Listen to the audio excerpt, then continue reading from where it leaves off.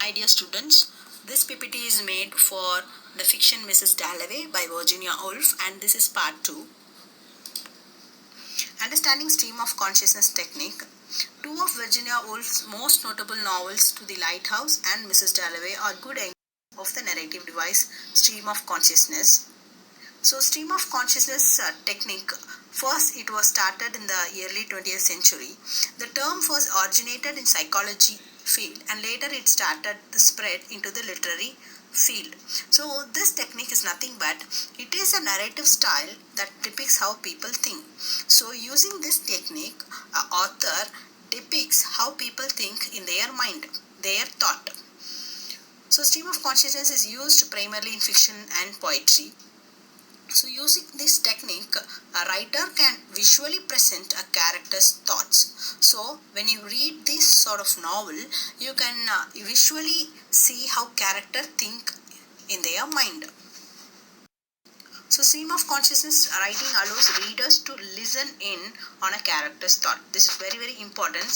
So while we read this sort of novel, we can listen in how characters think and how characters suffer in their thought. In short, it's the use of language to mimic the streaming nature of conscious thought. So this technique is nothing but it streams what happens in a character's conscious mind. So stream of consciousness can be written in the first person narrative and also in this third person narrative. Stream of consciousness in Mrs. Dalloway by Virginia Woolf. So Virginia Woolf is known for using stream of consciousness technique in her writing. So the novel Mrs. Dalloway follows the thoughts, experiences and memories of several characters on a single day in London. This is very important. The whole novel takes place in a single day.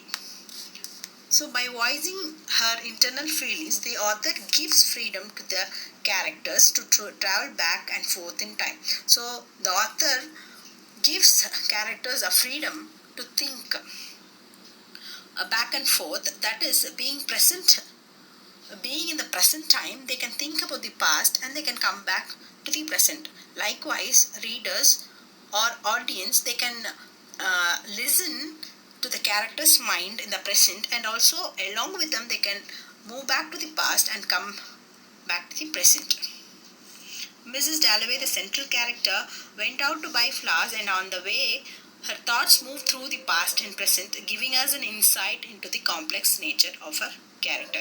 So in the day, the single day, in the morning time, Mrs. Dalloway, the central character, goes out to get some flowers. So while she went out, she used to think about her past and also present.